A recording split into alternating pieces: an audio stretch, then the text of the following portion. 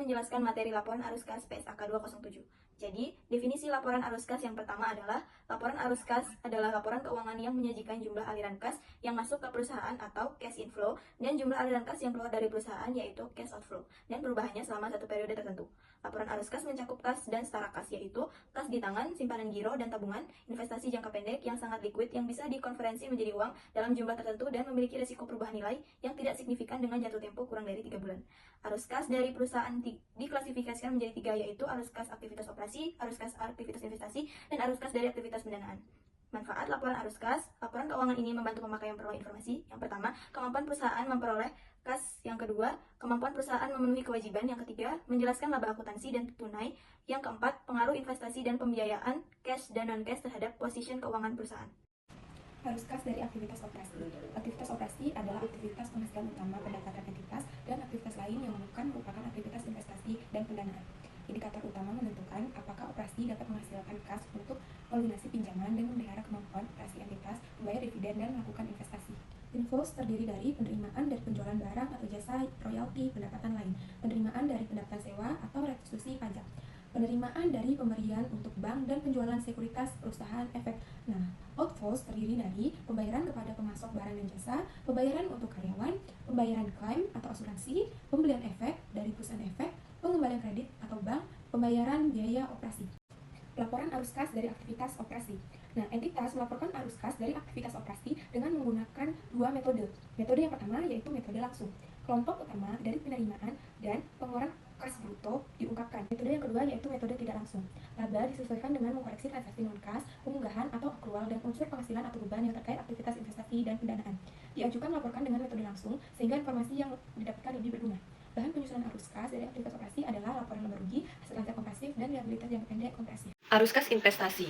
Aktivitas investasi adalah perolehan dan pelepasan aset jangka panjang serta investasi lain yang tidak termaksud setara kas.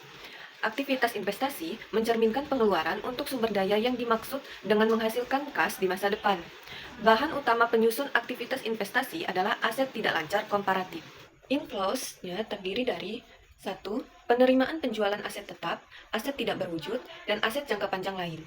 Kedua, penerimaan kas dari kontrak future atau forward future untuk pendanaan. Ketiga, penerimaan penjualan instrumen utang atau kas lain diperdagangkan. Keempat, penerimaan kas dari pelunasan uang muka dan pinjaman dari pihak lain. Outflows terdiri dari 1. Pembayaran kas untuk membeli aset tidak tetap, aset tidak berwujud, biaya pengembangan dikali viralisasi. 2. Pembayaran kas dari kontrak future, forward, swap untuk aktivitas pendanaan. Ketiga, pembayaran untuk membeli instrumen utang atau ekuitas atau ventura selain untuk diperdagangkan. Arus kas pendanaan. Aktivitas pendanaan memprediksi klaim atas arus kas masa depan oleh para penyedia modal entitas.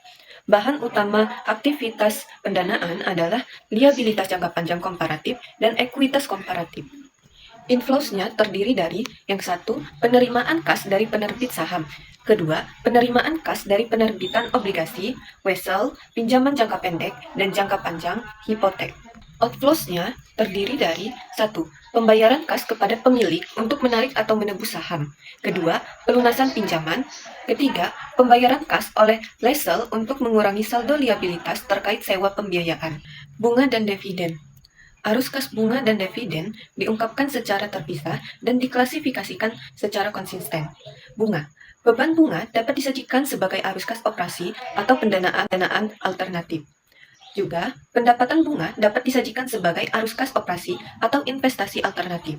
Dividen yang dibayarkan dapat disajikan sebagai arus kas pendanaan atau operasi alternatif. Juga, pendapatan dividen dapat disajikan sebagai arus kas operasi atau investasi alternatif.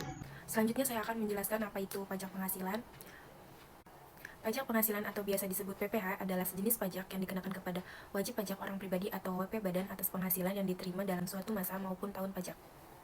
Pengungkapan arus kas terkait pajak penghasilan dalam laporan keuangan, yaitu ada pengungkapan terpisah, yaitu arus kas yang berhubungan dengan pajak penghasilan harus disajikan secara terpisah dalam laporan keuangan atau laporan arus kas. Yang kedua, ada klasifikasi. Secara umum, arus kas pajak diklasifikasikan sebagai arus kas dari aktivitas operasi, namun jika ada arus kas pajak yang secara spesifik terkait terkait dengan aktivitas pendanaan atau investasi, misalnya pajak atas keuntungan penjualan aset tetap, maka arus kas tersebut dapat diklasifikasikan sesuai dengan aktivitas yang bersangkutan. Yang ketiga ada pengungkapan total. Jika arus kas pajak disajikan secara terpisah, maka total jumlah pajak yang dibayar dalam periode tersebut juga harus diungkapkan. Selanjutnya yaitu investasi dalam asosiasi, anak, dan bisnis lainnya. Yaitu investasi dilaporkan hanya terkait dengan arus kas yang terjadi antara investor dan investe. Terus arus kas yang berasal dari perolehan dan kehilangan pengendalian atas entitas anak dan bisnis lainnya. Disajikan secara terpisah dan diklasifikasikan sebagai aktivitas investasi. Selanjutnya itu pengungkapan atas perolehan dan kehilangan pengendalian entitas anak dan bisnis, yaitu ada jumlah imbalan, porsi imbalan yang merupakan kas atau setara kas, jumlah kas dan setara kas pada entitas anak di mana pengendalian hilang. Yang terakhir jumlah aset dan liabilitas secara kas atau setara kas di mana pengendaliannya, yaitu ada ketentuan-ketentuan lainnya, yaitu yang pertama transaksi investasi dan pendanaan, yang dimana informasi lengkap mengenai transaksi investasi dan pendanaan non-kas akan disajikan dalam bagian lainnya dari laporan keuangan. Yang kedua ada komponen kas dan setara kas, yaitu perusahaan wajib diungkapkan komponen kas dan setara kas secara rinci serta menyajikan rekonsiliasi jumlah tersebut dengan pos yang sama dalam laporan posisi keuangan. Dan yang ketiga ada saldo kas yang dibatasi. Perusahaan harus mengungkapkan sejumlah saldo kas dan setara kas yang signifikan yang tidak dapat digunakan secara bebas atau terbatas oleh perusahaan. Dan yang terakhir yaitu tanggal efektif, di mana ketentuan-ketentuan ini mulai berlaku efektif sejak 1 Januari 2011. Untuk laporan arus kas, yaitu pertama ada metode langsung dan kedua adalah metode tidak langsung. Yang pertama metode langsung. Penyusunan laporan arus kas menggunakan metode ini akan dilakukan berdasarkan jurnal yang berkaitan dengan kas dan rekening koran. Metode ini merinci arus kas masuk dan keluar yang kemudian akan dirinci lebih lanjut dalam beberapa jenis penerimaan dan pengeluaran kas. Pencatatan menggunakan metode langsung akan didasarkan pada aktivitasnya yang terdiri dari aktivitas operasi, investasi, dan pendanaan. Metode tidak langsung menggunakan dua sumber data, yaitu laporan laba rugi periode tersebut dan neraca periode sebelumnya dan periode saat ini. Metode tidak langsung akan menyusun 3 elemen, yaitu aktivitas operasi, investasi, dan pendanaan secara lengkap. Selain itu, metode ini dilakukan dengan cara membandingkan neraca dan laporan laba rugi. Hal tersebut dilakukan dengan tujuan untuk memantau pergerakan berbagai instrumen di perusahaan yang berkaitan dengan kas.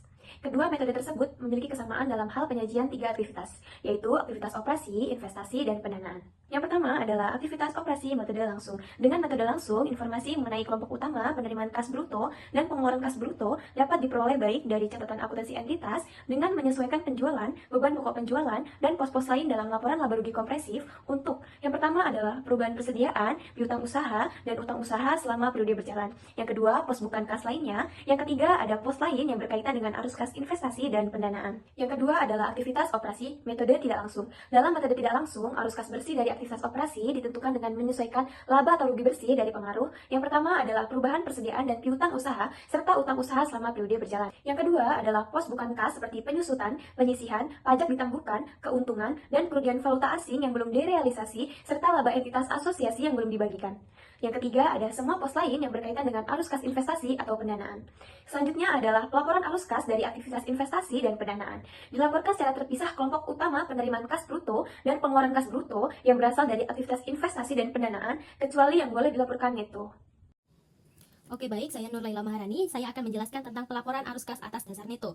Nah, pelaporan arus kas atas dasar neto adalah arus kas yang berasal dari aktivitas operasi, investasi, pendanaan yang disajikan menurut arus kas bersihnya atau neto. Nah, apa saja sih yang bisa disajikan? Yang pertama, penerimaan dan pengeluaran kas untuk kepentingan pelanggan jika mencerminkan aktivitas pelanggan daripada aktivitas operasinya.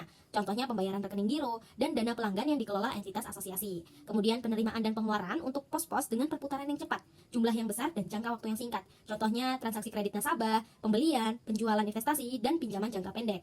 Nah, untuk lembaga keuangan atau bank atau badan usaha lain yang bergerak di bidang keuangan atau layanan keuangan yang dapat disajikan menurut arus kas bersih atau netonya, yang pertama, penerimaan dan pembayaran kas sehubungan dengan deposito. Kemudian yang kedua, penempatan dan penarikan deposito pada lembaga keuangan lain. Kemudian yang terakhir, pemberian dan pelunasan uang muka dan pinjaman kepada nasabah. Kemudian arus kas dalam mata uang asing. Jadi ketika ada transaksi dalam mata uang asing, itu dibukukan dalam mata uang fungsional perusahaan. Jadi dengan mengalihkan jumlah mata uang asing tersebut dengan nilai tukar pada tanggal transaksi. Nah, arus kas perusahaan anak di luar negeri itu dijabarkan berdasarkan nilai tukar pada tanggal transaksi arus kas. Oke, kemudian bagaimana menyusun laporan arus kas? Nah, gimana sih cara menyusun laporan arus kas itu?